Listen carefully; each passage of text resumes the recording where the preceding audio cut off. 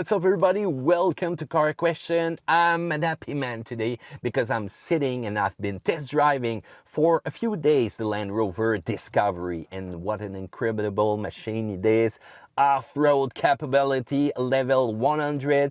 It's amazing how much luxury you can get in that vehicle and be able to go anywhere. So when you look at the exterior, it's really massive, it's looking big, and you've got that unique look. By the way, it's probably one of the first time that I've tested a vehicle and I didn't saw any other one like this one on the road. What's happening? How about in your state, in your country? Do you see a lot of them? Discovery here, it's really rare. So I really love to have a unique vehicle looking like that. And look at that, you know, the orange, the black that we have. It's kind of good looking on the road and off-road once again. The interior, wow, it's huge. Inside, amazing space for the driver, the passenger. The doors seem massive. They're heavy also in some kind of way though. And you've got a lot of place for your passenger in the rear. Remember, this is a 7-seater vehicle and you can have all the seat heated. So this is really impressive. But there's a lot of button inside, a lot of storage. When you press on the open right there, you've got access to a compartment. It changes the screen, a lot of button on the center console, and oh boy, is it complicated with the multimedia system.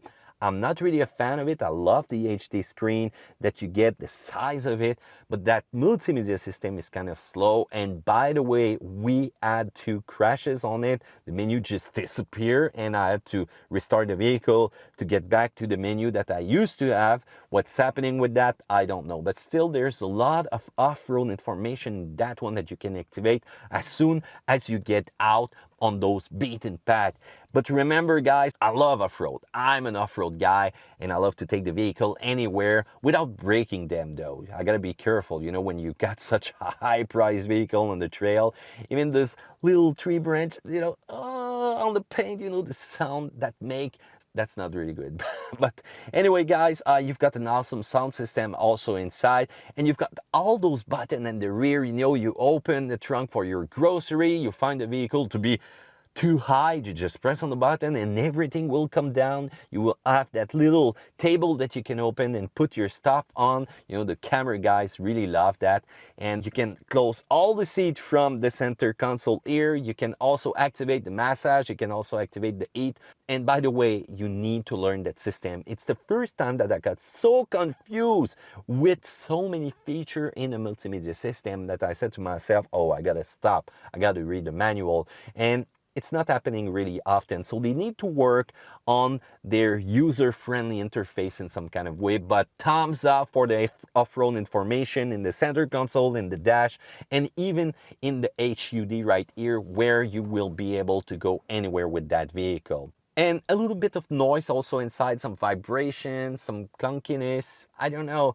When you pay so much for a vehicle, I don't want any sound inside. I want it to be perfect. No vibration, no plastic noise, no nothing, but it's kind of minor though with that one. Let's talk about the engine. We are equipped with a V6 3.0 supercharged, 340 horsepower, 332 pound-feet of torque. 0 to 100 kilometers per hour is set to be in 7.1 seconds. 209 kilometer maximum that you will be able to get, and that's according to the Land Rover website. There's a diesel, which is kind of rare, so this is the perfect option that you can go for towing. I know in a lot of country, guys, you told me about that. You've got a lot of diesel in the state, not too much though. Canada, not too much also, but I know you guys on the other side of the ocean that yes, diesel is really popular there. So it's good for 254 horsepower, and that's a 3.0 liter also, and 443 pound-feet of torque. This is amazing. You can tow with that engine so easily. 209 kilometers, same top speed, but 0 to 100 will be 8.1, so it's a little bit slower with the diesel engine. But how about towing? This is impressive.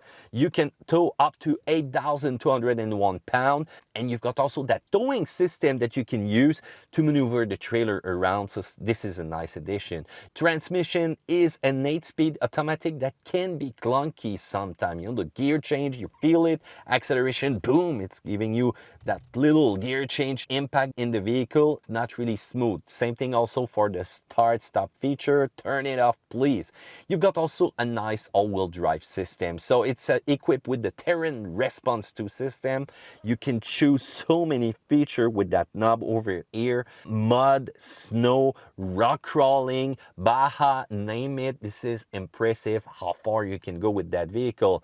And 11, and let's talk about the off-road capability, because it's made for that. The Land Rover, if you buy that, you need to take it off-road at least once in his lifetime, or if you go only for the grocery, at least step over a few sidewalk, please. Let's do some urban off-road, guys.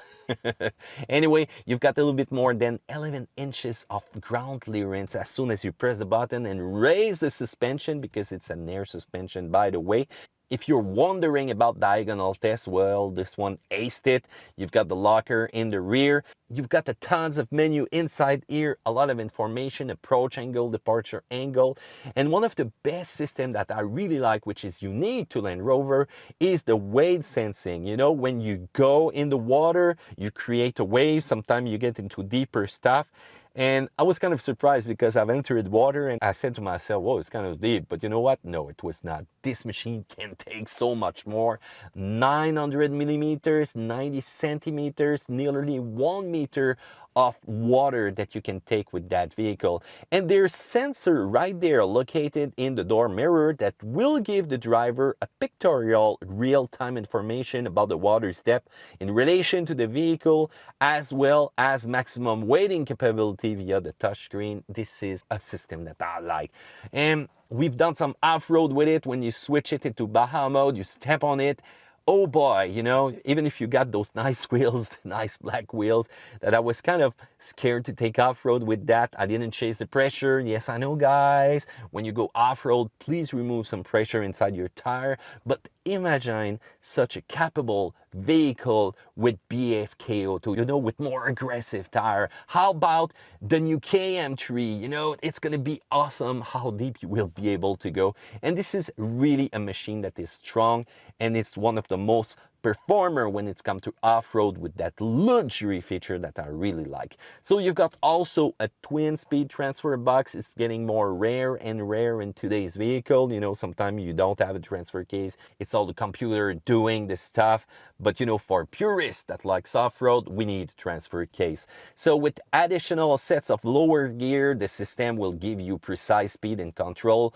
In the most demanding of instances, the heart of the twin speed transfer box is the electronic center differential that will offer a 50-50 torque split between the front and the rear axle, with the ability to emptively lock the axle before slip commands. And wow, diagonal test, probably one of the best that we ever tested. Nothing could stop this beast.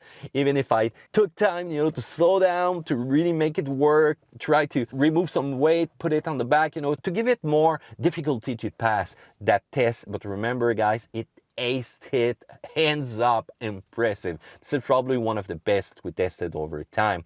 So you've got also that terrain selector. As I told you, it's really original. You press, you get auto feature, and you can turn it. Once again, an impressive machine. If you're going into sand, if you're going into mud, if you're going into some rock crawling, be sure not to forget to raise the suspension though. And if you're gonna take your grandma in, no problem with that.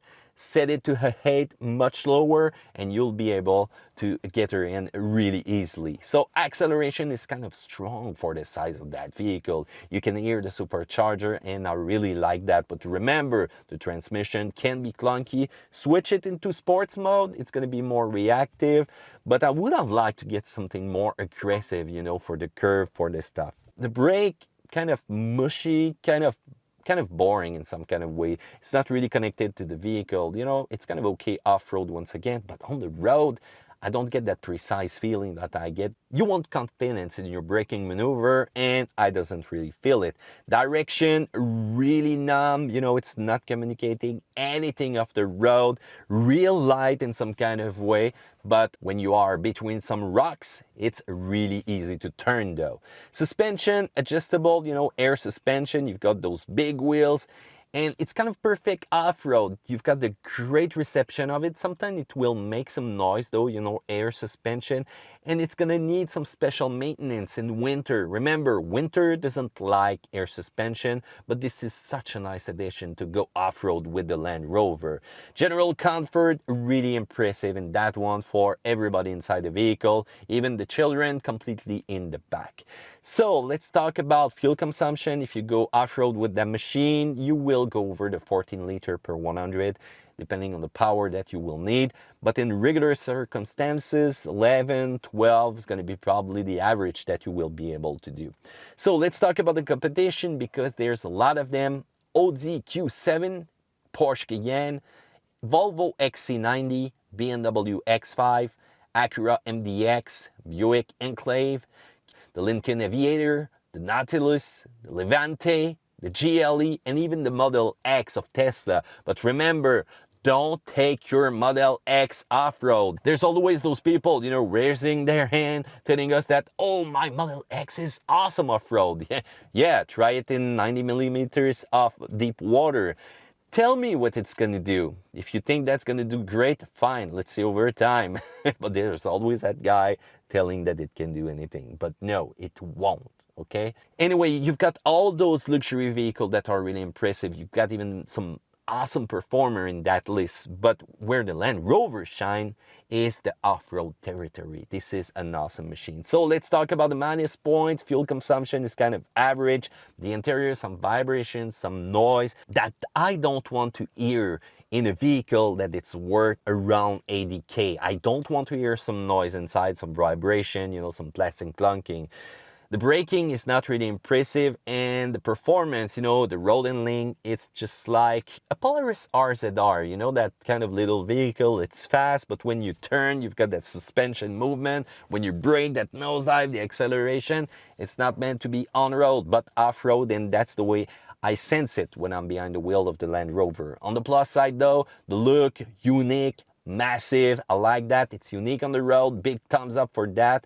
You've got that awesome security feature, you know, the collision warning alert. Yes, I know a lot of vehicles have that, but I don't know. I was nearly hitting somebody because 4 car ahead of us, they started to get into each other, and the car just warned me, and finally, a good system that works really well. So I got my attention back on the road, and there you go, I was able to maneuver away from that impact. So awesome thumbs up for that system though. And you've got that awesome audio system that you like to raise the volume and enjoy a lot of songs. So in conclusion, you know, the Land Rover Discovery is the king of off-road luxury, but for a base price of $63,900. Are you ready to put that money in for this kind of machine and take it off-road? Feel free to comment that in the section down below. Do a thumbs up because you like. Don't forget also to check the file that I've put in the description. You know, it's going to be Matt Score. Tell me what you think about that. Also, if you have any suggestion, once again, feel free to write to me, guys. Anyway, subscribe, press also the little bell, you know, the warning to get noticed as soon as there's something new, because diagonal test and off-road fun with the Land Rover is coming real soon. Take care, guys.